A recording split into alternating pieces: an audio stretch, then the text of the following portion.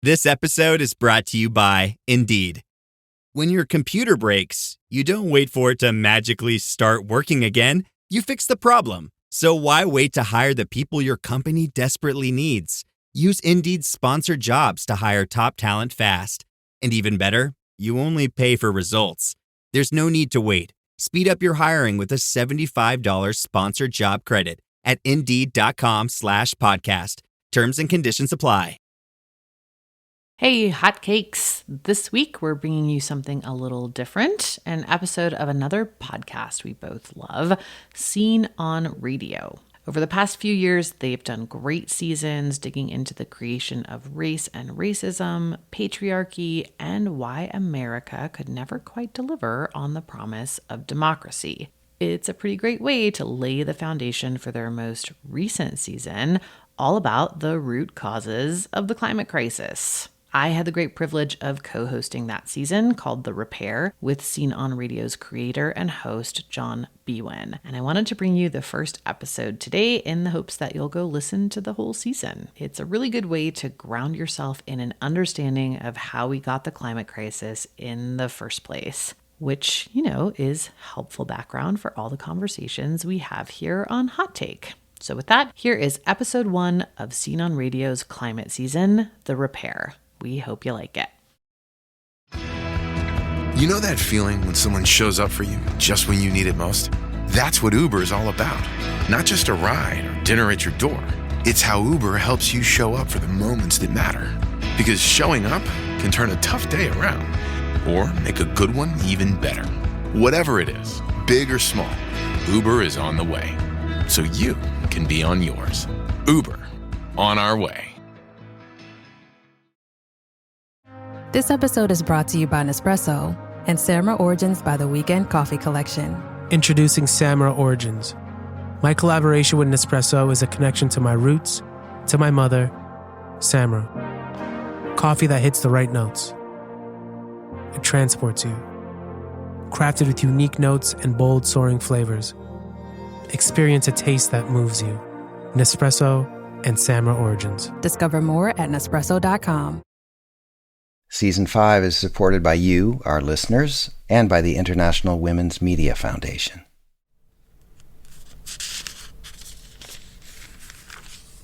In the beginning, God created the heavens and the earth. We begin tonight with the state of emergency in California as historic heat fuels dangerous wildfires. Parts of Australia have been hit by the worst flooding in a century. Southern Africa is facing one of its deadliest droughts ever. And the earth brought forth vegetation, plants yielding seed after their kind.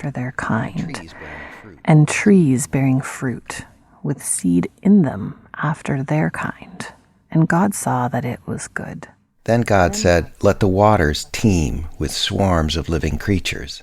In the next 30 years, rising sea levels could affect 3 times more people than previously thought. There are 150 million people currently living in cities that could be underwater by 2050. And let the birds fly above the earth in the open expanse of the heavens. And God made the beasts of the earth after their kind, and the cattle after their kind, and everything that creeps on the ground.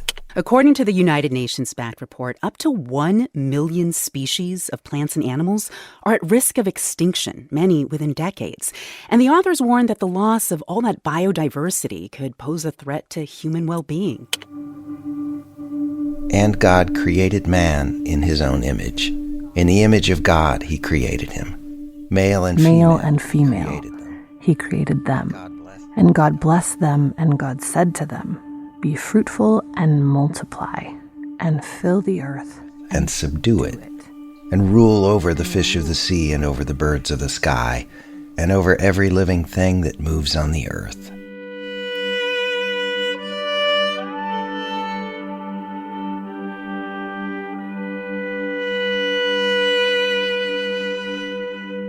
So John, The Repair. That title for this season sounds kind of optimistic. I guess so. Yeah, well, there's hope in it anyway. I wouldn't say that I'm upbeat about the odds that we're going to solve this mess we've made. Yeah, I wouldn't call myself optimistic in a straightforward sense either. You are Amy Westervelt. I'm thrilled to say you're my co-host for Season 5. Amy is a terrific journalist and podcaster. She hosts multiple shows about climate, including Drilled, which is a kind of true crime series about the climate crisis. And you're John Biewen, host and producer of Scene on Radio. This, I have to tell you, is probably my favorite podcast, so I'm really happy to be here. Oh my God. It's true. Oh, that means a lot. It's true. Well, delighted to be working with you on this. So the idea behind the title is not to say the repair is happening anything like the way it needs to yet, but more, I guess, to point to the question we're asking.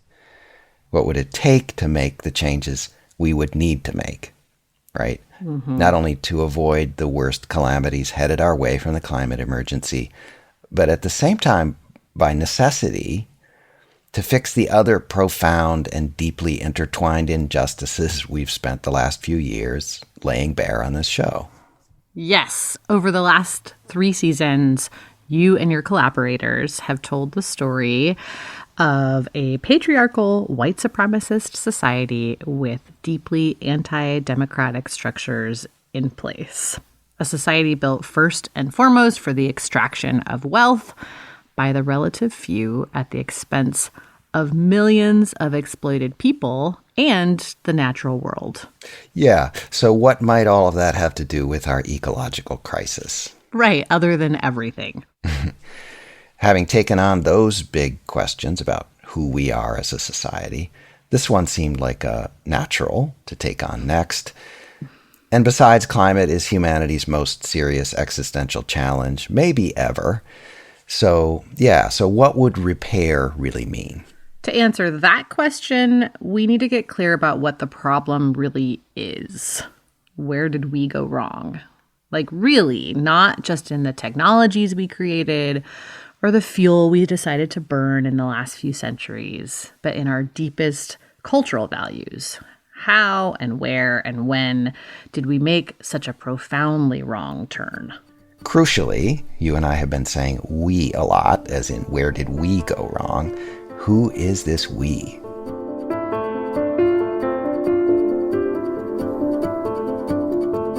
From the Center for Documentary Studies at Duke University, this is Scene on Radio, Season 5, The Repair, a series on the climate crisis that will take us across the world to reckon with the cost of what we've wrought and to learn what we can from people in a variety of cultures about potential solutions. But in this first episode, a very Scene on Radio kind of question, I think.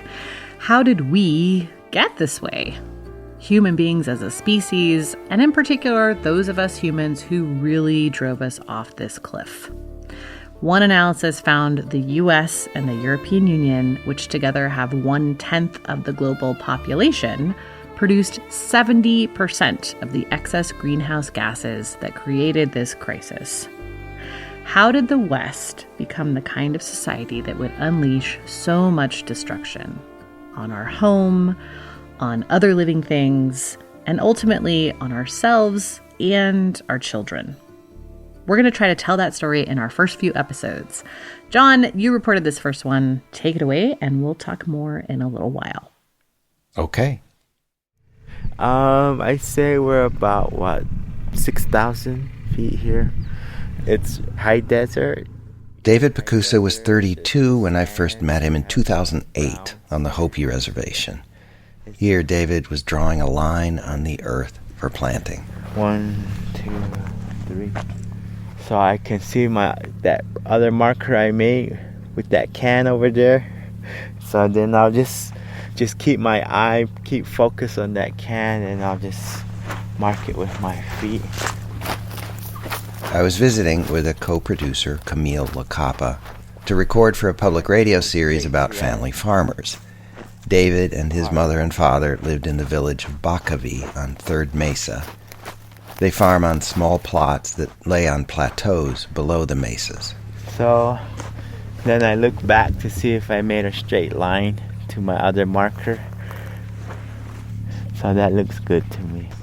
Hopi farmers raise corn and beans and gather wild plants like spinach and berries, pretty much as their ancestors have in this place for thousands of years. The Hopi people say their ancestors migrated from other places in the Southwest and in Mexico starting between 2,000 and 3,000 years ago, and formed the Hopi Nation in what's now also called northern Arizona. The sand, we have brown sand, sage, yucca, Mormon tea, and most of the brush is like really low to the ground. I had a friend say it looks like Mars. David's father, Davis, was in his 70s when we met. Davis used an old Massey Ferguson tractor to plant his crops. You can hear the father's machine in the background, planting corn a field away. David, the son, is more traditional than his father. On this day in early May, David's planting beans by hand. I have a hoe, so I'm going to scrape down till I reach, where it's wet like this. So, and that's really good because it looks really moist. So you could see where the top part is all dry and then underneath it's still wet. Then I'll get my planting stick. It's just it's like a flat hoe, 2-inch wide. So traditionally they use the greasewood stick. I'll just kind of break up the wet dirt. See how moist it is. And I'll go down maybe 6 inches or so, 7 inches. Then I'll refill it about halfway. And I loosened it enough down underneath it that when the roots come out, that it'll shoot straight down and it'll be easier to establish itself. These lima beans, these seeds are like real hardy. We try commercial stuff, commercial seeds, or things that aren't used to be planting in the desert. They'll die because they don't know what to do. I'll put about 6 in there. What I do is, see this, the eye, I guess, I'll put it in down, so that way the roots won't shoot down. And I plant them kind of far apart in the hole that I'm not letting them touch, because in a couple days when they absorb all the moisture, they're gonna get really fat. And they say if they're touching, it's gonna rot. The sprouts inside's gonna rot. Kind of pressing them into the soft dirt that I made them, like that. So this kind of planting will take a while. Then I learned that it makes you conscious of what you're doing. You're not just throwing seeds in. It seems like establishing a good relationship from the beginning with each seed.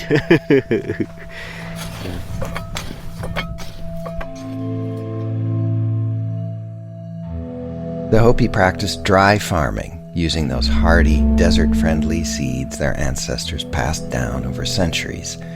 They rely on whatever moisture the desert offers up in a given year. Snow running off the mesas in the spring, the hit-or-miss monsoons that roll across the desert in summertime. Most Hopi farmers, including the Pecusas, do not irrigate. They don't use synthetic fertilizers, not even manure. That would betray a lack of faith and gratitude to the spirits, some of whom are our ancestors. As a farmer, David is part of something much bigger than simply growing food for his family. He tells me when he's working in the fields, he's got company. All through this, in this little, between that mesa and then in this little corner, it's just full of ruins. You'll find pot shards here and there. So people have been living here or farming here for a long time. Prehistoric people were farming through here. I always go with that kind of attitude that there's things that have been here way older than me, and that they see my intentions, what I'm doing, and that I'm asking their permission, and also to aid me in my work in farming. I can feel it. There's all these energies around, and there's all kind of things that help, your ancestors or the things of this land and the whole reason why we plant. So I'm just the tool, I'm not the source of it happening. I'm just the one that's, putting the seeds in and taking care of it. And so I try to do it in a real respectful way.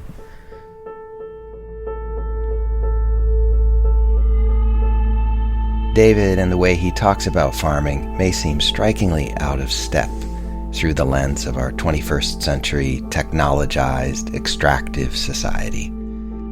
But in the sweep of human history, the Hopis are not the odd ones. Anthropologists say that for most of the last 200,000 or 300,000 years, that is, for most of human history, David's humble approach to creation was the norm. His sense that he has to serve nature, not the other way around, that was pretty much universal. Haven't most of us tried to imagine people in deep history trying to make sense of the world before science came along to explain the mechanics of it all?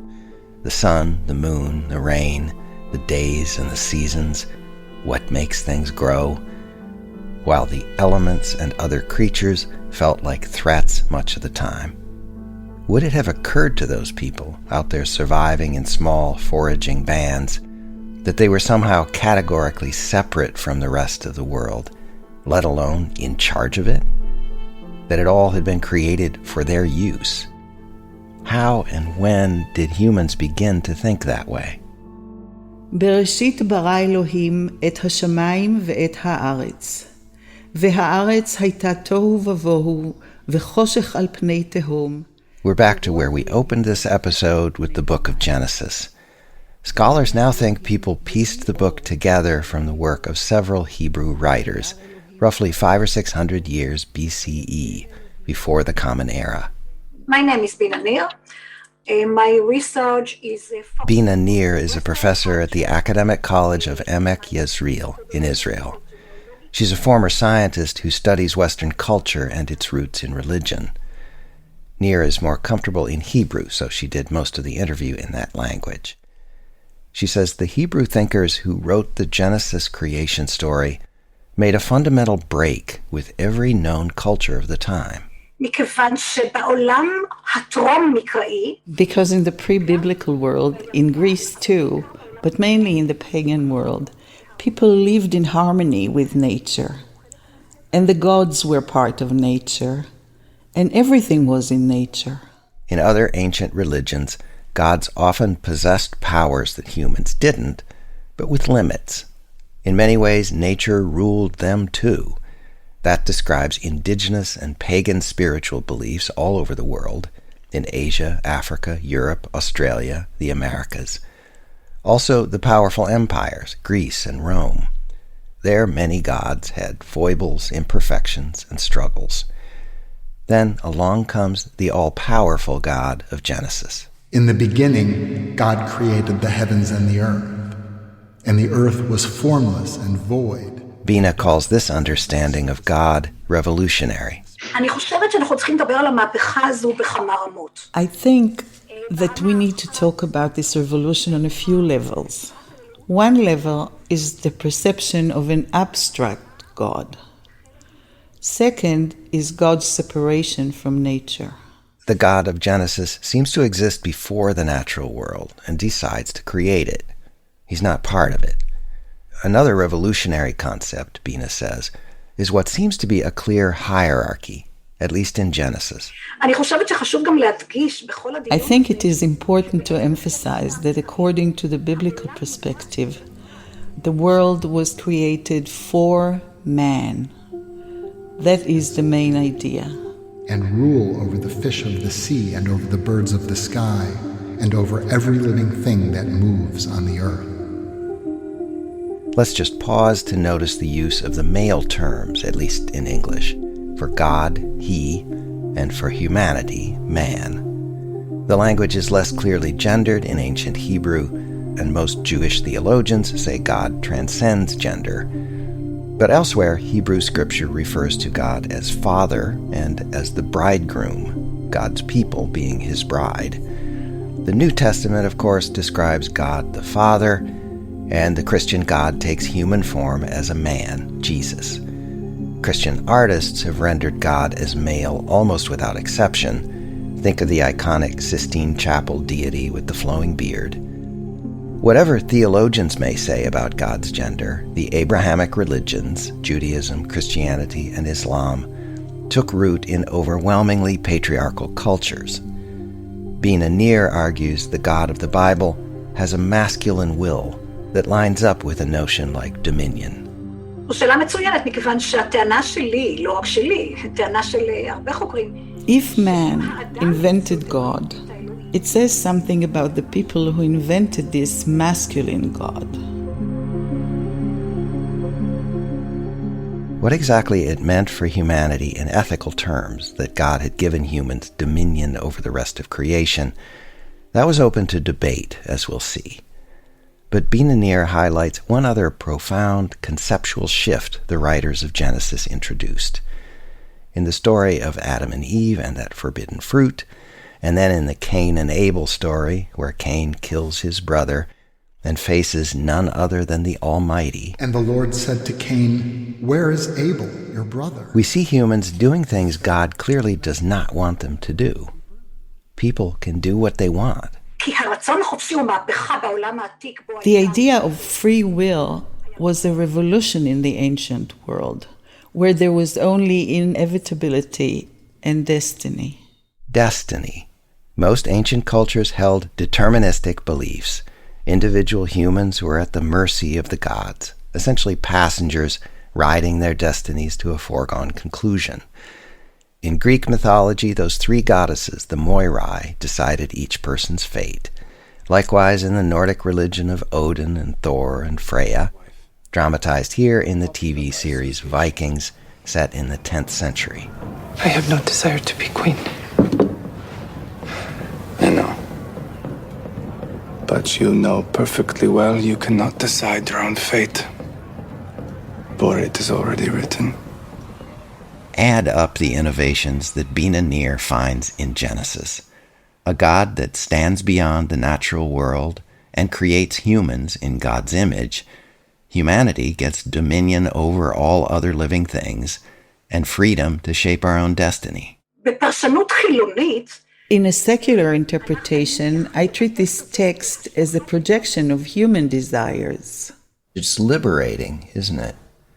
It reminds me of the Enlightenment in terms of a major shift in human thinking that has a kind of opening quality. No doubt, this revolution is also a positive revolution. Without free will, science would not have developed. Without this concept, we would not have achieved modernity. Curiosity, the feeling that life is not deterministic. It's only a pity that these things went along with humanity's domination of nature. If this is right, if those Jewish thinkers a few thousand years ago wrote stuff down that nudged humanity onto the path toward our current ecological crisis, that's only a piece of the story. As Bina Nir points out, Judaism was never evangelical.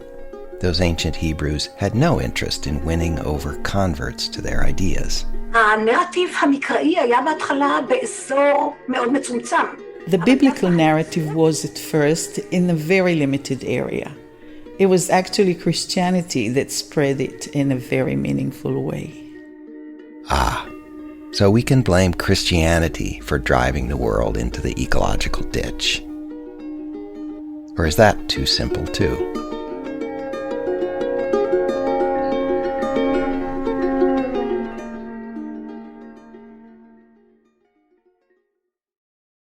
That shift in Genesis, the introduction of a God who gives humanity dominion over the rest of nature, did not by itself bring about a drastic change in the ways people behaved. For one thing, the Jewish Bible, the Old Testament to Christians, wasn't consistent on that point. because Genesis 1 is the beginning of the Bible, it kind of stands out. But if you look elsewhere in the Bible, there are completely contradictory messages. Kate Rigby is an Australian scholar who directs the Research Centre for the Environmental Humanities at Bath Spa University in England. She says, for instance, God does not elevate humanity nearly so much in the book of Job. You know, Job saying, oh, woe is me, why have these terrible things happened to me? And he gets this harangue, this voice, the voice from the wind, the storm. Yahweh speaks and sort of basically says, look, I make it to rain on the desert where no man dwells. Who has split open a channel for the flood and a way for the thunderbolt to bring rain on a land without people, on a desert without a person in it, to make the seeds of grass to sprout? And by the way, do you know about the lives of the ravens and all the other creatures? He names a whole lot of wild creatures. He says, you don't understand their lives. I care about them. The God of Job seems to be saying, it ain't all about you, buddy. And Rigby says whatever Genesis said about dominion, the most important early Christian thinkers did not take it to mean, let's just go out and use nature wantonly for our benefit. Take Basil of Caesarea, sometimes called Saint Basil the Great. He was Greek, an important theologian and bishop in Asia Minor, today's Turkey, in the 4th century. And I have to confess, I've grown very, very fond of Basil. Kate has been studying theologians through Christian history who interpreted the creation story in Genesis. Such a reflection is called a hexameron, referring to the 6 days of creation.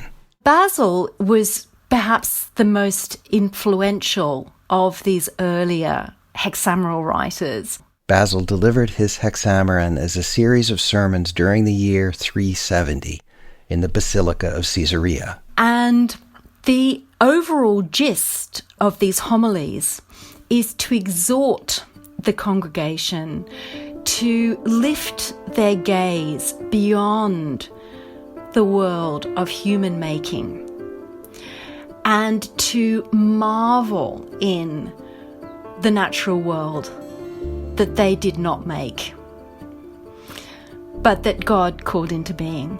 And they just are the most breathless celebration of nature. He keeps on saying, he says things like, there are so many things I could talk about. What am I going to choose? What am I going to leave out? You know, and he says, oh, my discourse has run away with me. Night has fallen. You know, and you're still sitting here. Oh, and I've forgotten to talk about the birds. And he's so, you know, this guy is an eco-freak, and he's just really trying to encourage his congregation to share his enthusiasm for nature.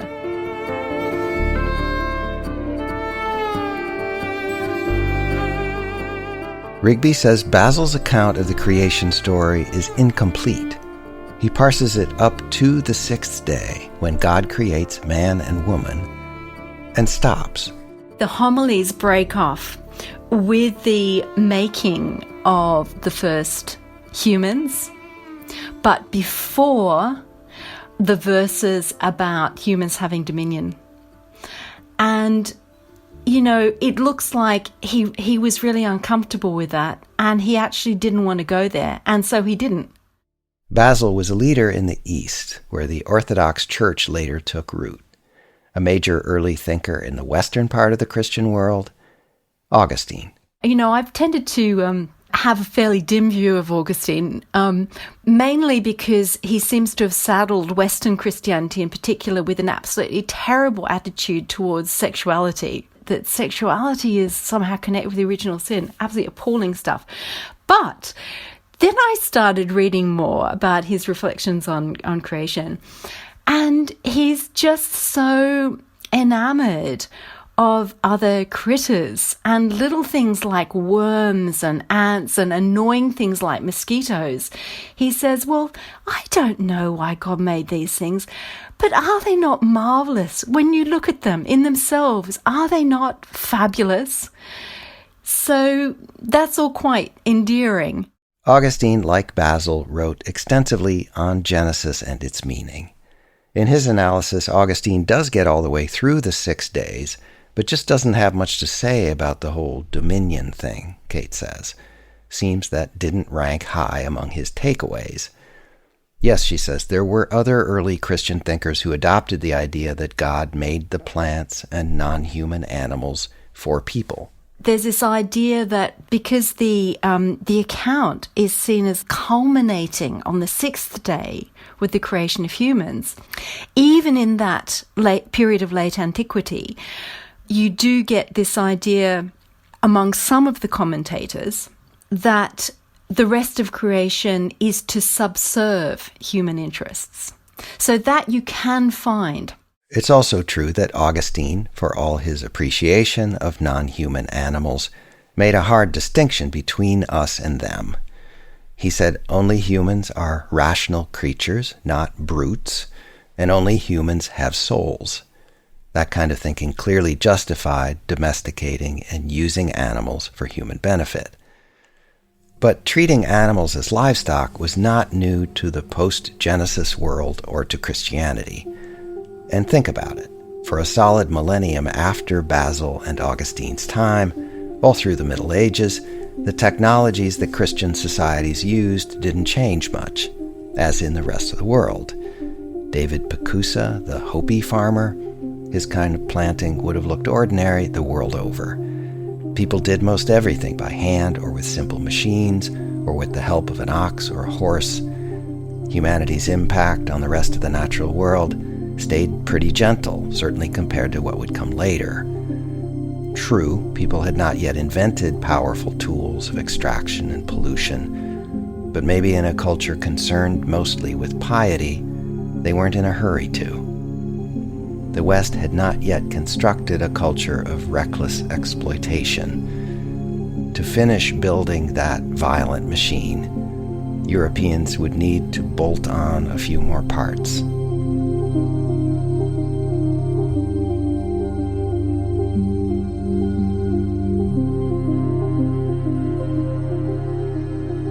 To be continued. Yes, we've still got to get to the part where we really went off the rails.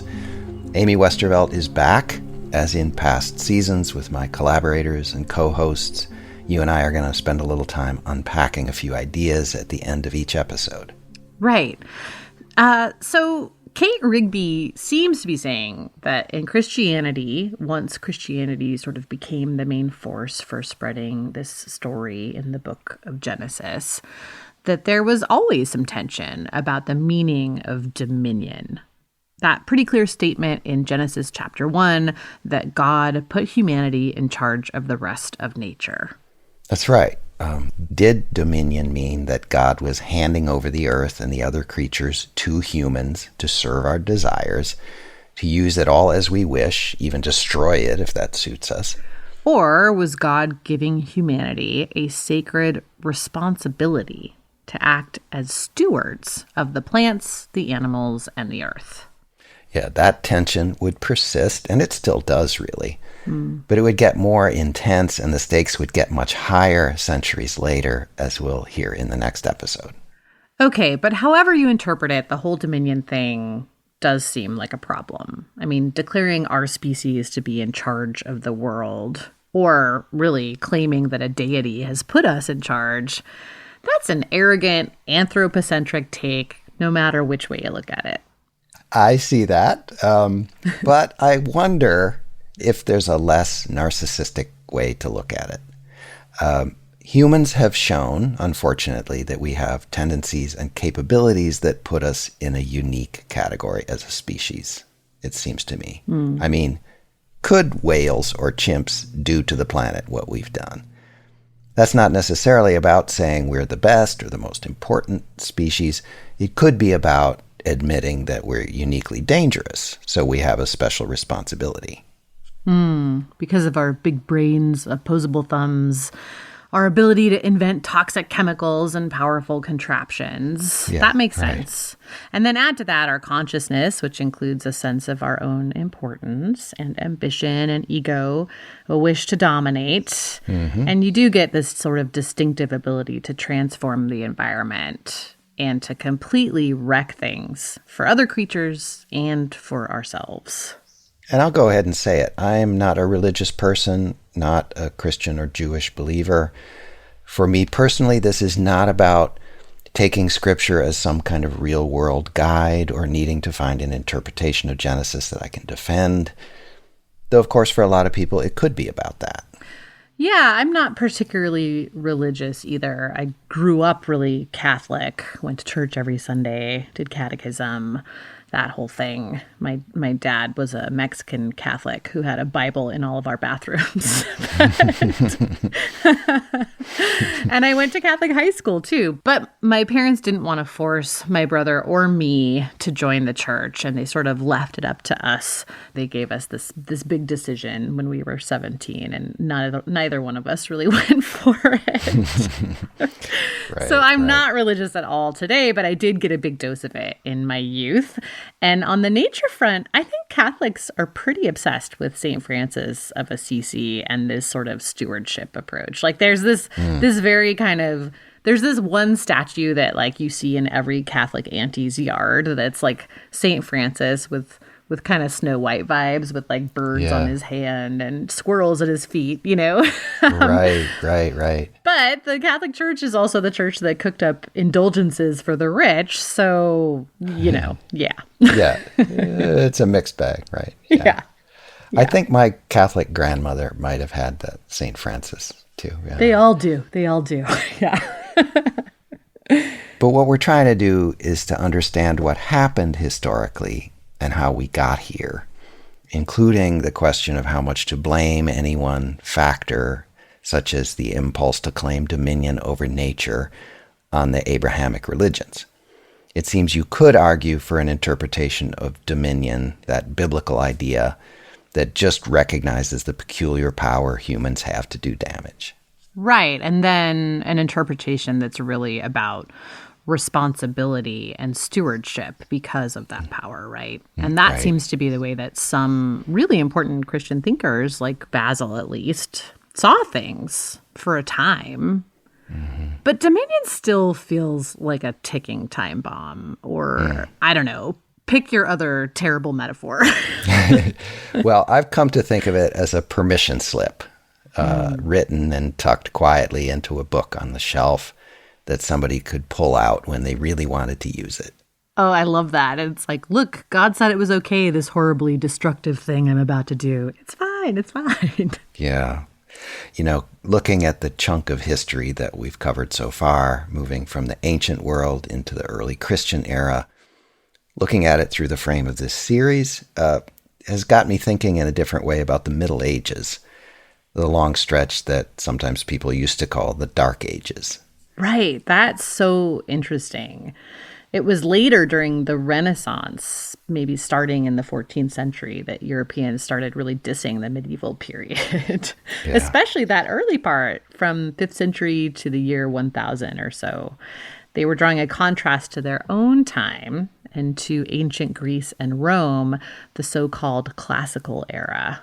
Renaissance thinkers celebrated the Greeks and Romans for what they saw as their greater cultural achievements and rationality compared to what followed in the Middle Ages. And of course, there's something to that. Personally, I am for reason and science and freedom of thought. I'd rather live in a society not ruled by religious dogma, which pretty much describes medieval Europe. But life and history are complicated, and change pretty much always means trade-offs, doesn't it? Yeah.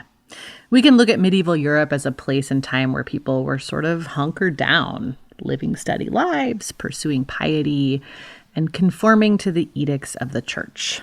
In other words, not pushing the boundaries, not inventing lots of new stuff, not revolutionizing much of anything, or exploring and conquering new worlds. Certainly not compared with what would come later.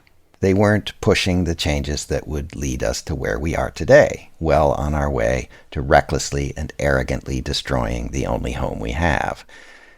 We'll be telling more of that story in the next couple of episodes.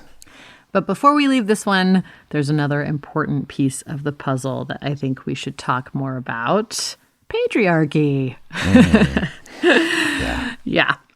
We've touched on it only a little so far. You did a whole season about it. In your Men series in season 3, you found that patriarchy was widespread in the world long before anyone started writing Genesis. Yes, it apparently emerged about 10 or 12,000 years ago, along with the development of more complex agriculture-based societies. Patriarchy is a system of domination and control. So if that's the underlying problem we're talking about here, human beings deciding that they have the right to contain and dominate and use other beings for their benefit. Well, I mean, men were doing all of the above to women in most so-called civilizations in the time frame we're talking about here. Absolutely. There were exceptions, including among some indigenous cultures in this hemisphere. By the way, in the Hopi tradition, the natural world, humanity included, of course, was created by Mother Earth, not the abstract male or male-ish god of the Bible. And like the Cherokee people we heard about in season 4, traditional Hopi governance is clan-based and matrilineal. David Bakusa, the Hopi farmer we heard in this episode, he's talked to me about Hopi reverence for women and for the feminine. All of that shows in his really nurturing approach to farming.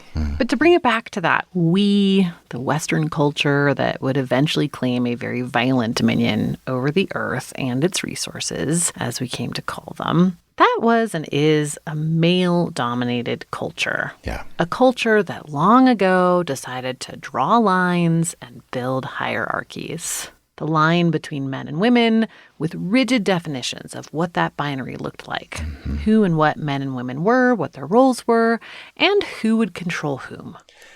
Yeah, maybe male dominance over women was the original sin, which would kind of set the pattern.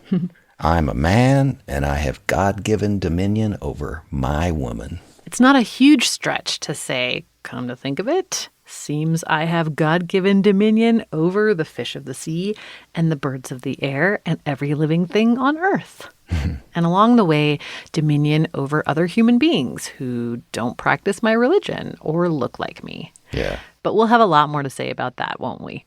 Yes, in episode 2. Amy, you mentioned the term natural resources. Let's take a minute and talk about language. I know, right? I feel like that term really points to this deep cultural inheritance in the English language and in Western thinking, and the fact that it's hard to talk about this stuff without perpetuating really skewed ways of thinking. When, you're talking about resources, you're assuming an exploitative relationship. The trees and the minerals and the animals exist for our use.